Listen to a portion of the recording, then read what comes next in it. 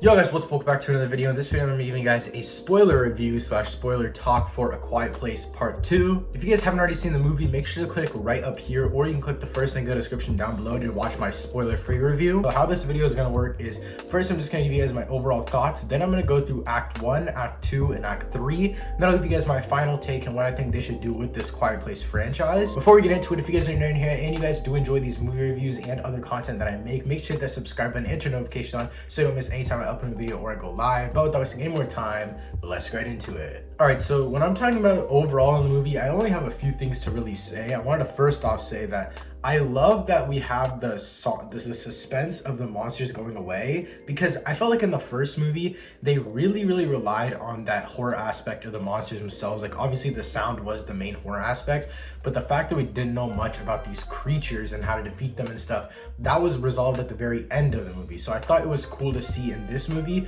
they actually utilized the creatures and the monsters as characters themselves, and they weren't more mysterious characters just lurking around on the side. We get to see them way more, and this honestly leads to them having to be more creative when it comes to the writing, because when I went into this movie I was like, oh, they already know how to defeat the monsters, it's gonna be lame, they're just gonna go around and defeat every monster, the world will go back to normal. But no, they really surprised me with this one, because I was not expecting John Krasinski to get as creative as he did. The fact that it's a movie surrounding family, it's not necessarily a movie surrounding the horrors.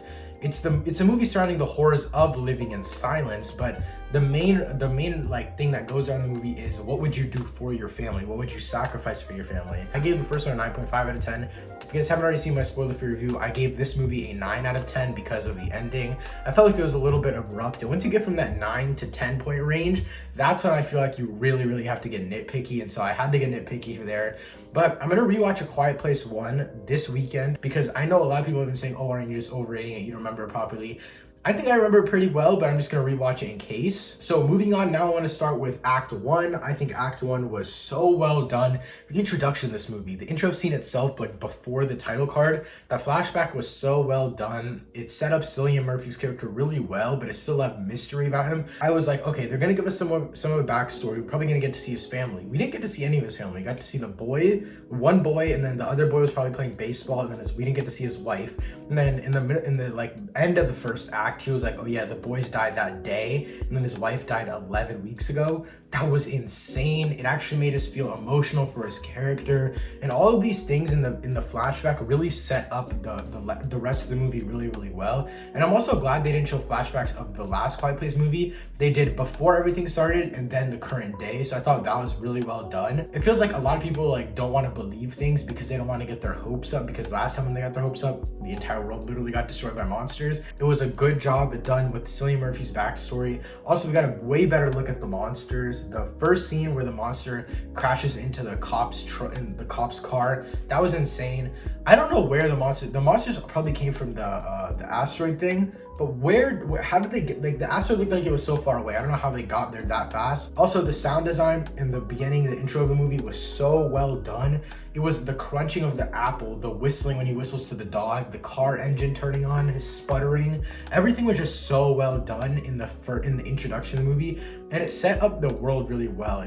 A lot of people were saying they wanted more world building, and I think the introduction did it in the best possible way in the shortest amount of time, if that makes sense. We just needed a little bit of context, and I think we got that done really well. And also, this movie is more of survival in like the wild, and so it was cool to see how everyone is functioning beforehand. So that's also going into the pacing. I think if we didn't have the introduction scene, the pacing would have been off, because it makes us actually kind of understand Cillian Murphy's character a little bit more. And also, remember when in the beginning of the movie, when the deaf girl went like this is like God, and then when they were on the dock in the second act, which is one of the craziest scenes in the movie, I'll talk about that later in the video, and then he made that sign again, that just, those callbacks were so well done in this movie. Remember when the car chase, that was so good. The bus was like going backwards. And okay, I also watched an interview with John Krasinski, and he said that Emily Blunt actually did it, but in the car the boy was actually sitting next to her. So was it like a CGI person, like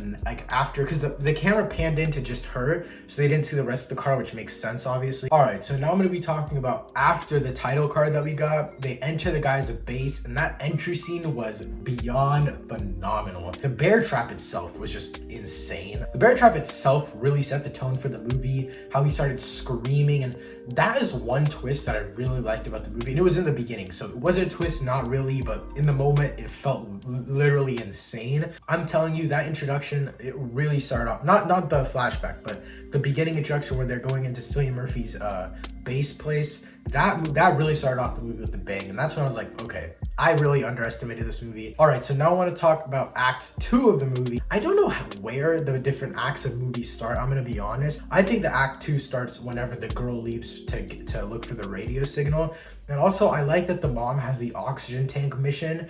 Act 2 is definitely my favorite act of the movie because it consists of the dock part and the fire like parallels. And actually, one thing I really love about this movie is the parallels in general. I'll talk more about it in Act 3 because obviously the ending of the movie was literally side-by-side parallel editing.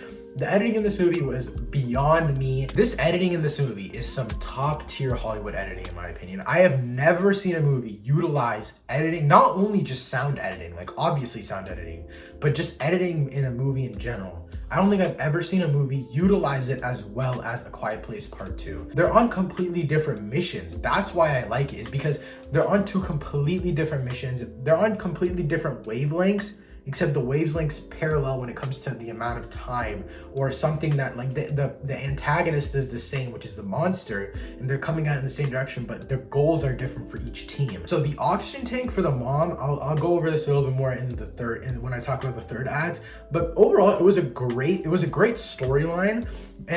But in the moment when it was first happening, like when she was like creeping into the store and stuff, I was like, oh, this is lame, this is so dumb.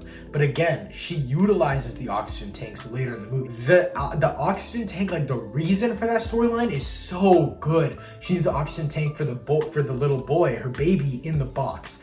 That was so creative. These missions in the movie overall were so creative, so well done by John Krasinski. I have to commend him for that. But overall, I did want to say that in the moment, I didn't really like the oxygen tank thing. And then towards the later end of the movie, we got to see where she obviously brought the oxygen tank home for the baby. Overall, it was just like, it was a crazy sequence. Like the whole part where where the water spray went off, she went back inside, they were running out of oxygen inside of the tank.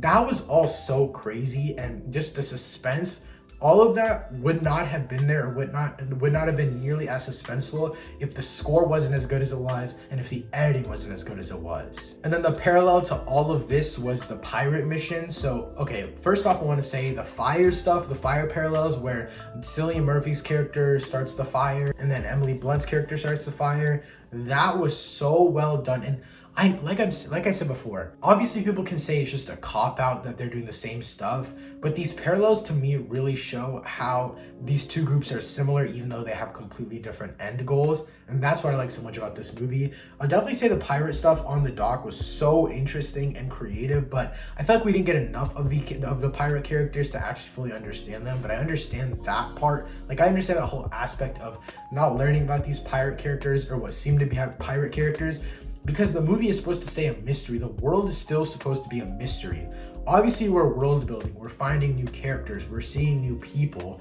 Obviously, we're supposed to see all these things, but there's still a lot of stuff that's supposed to remain a mystery because it's still a mystery to the characters. And at least from what I'm interpreting, a lot of characters in this movie are what we're supposed to see from. We're supposed to see from the deaf girl's perspective. We're supposed to see from Cillian Murphy's character's perspective. They don't know who these pirates are. They're just random people who decided to come and jump them. To us, the audience, it feels the same exact way, and that's what really immerses us into this movie. When the mom went to go get that oxygen tank, and then Cillian Murphy and the deaf girl, they were on their mission, and then the boy and then the baby were in the tunnel, like the little tank tunnel in between the opening and then the actual base, and they couldn't get the base thing open.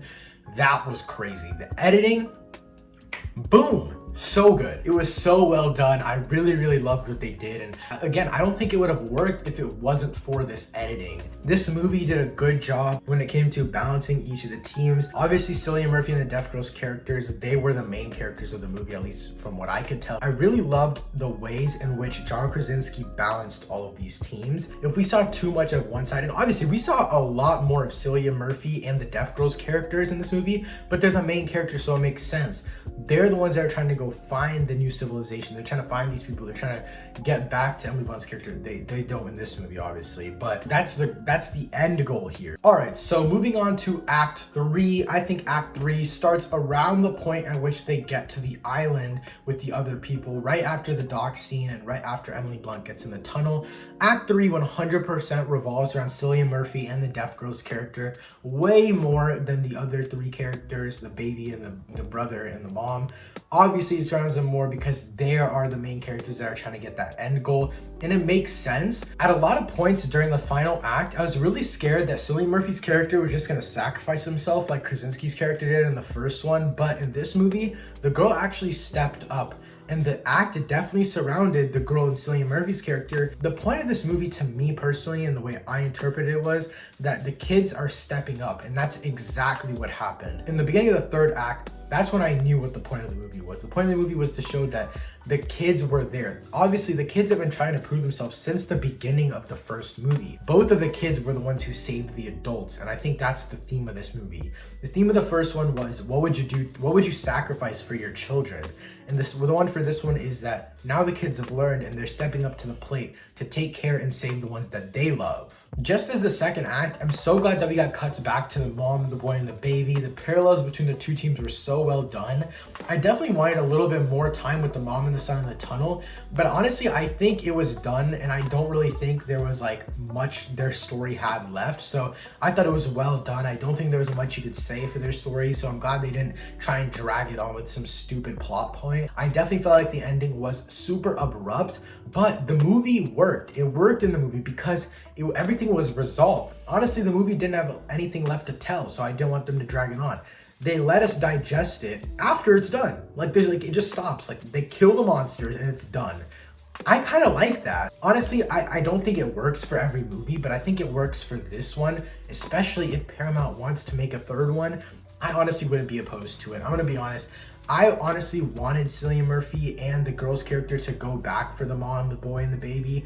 I don't know how they're gonna make that work because I feel like that would just be a repetitive storyline. But at the same time, they can't just glance over it because they had such a hard time getting on the island in the first place that how would the mom, the baby, and the boy get there anyways? I really don't see how it would work personally. Then again, I did say A Quiet Place 2 wouldn't work. I said it would be a disgrace to the first one. I said it wouldn't come anywhere near it, but I only have a 0.5 less than the first one, so obviously it worked. So my final thoughts for this movie are that I really love it. I mean, I think they're almost perfect movies. A lot of my friends say that I overrate these two movies, but again, I think they're almost perfect. And I had the first A Quiet Place movie at a 9.5 out of 10, and this one is a 9 out of 10. And if we do get a third one, I would love to see the journey from the island or something like the island back to Emily Blunt's character and how they have to get to the island. And then maybe they can start building a civilization or something like that. Something I didn't mention was, it just came to my mind, was the pacing of this movie. That's one thing that I really loved about it. It was throughout the entirety of the movie, so it's not just per every specific act. Yeah, guys, that's it for this video. Thank you guys so much for watching. I'll see you next time. Peace.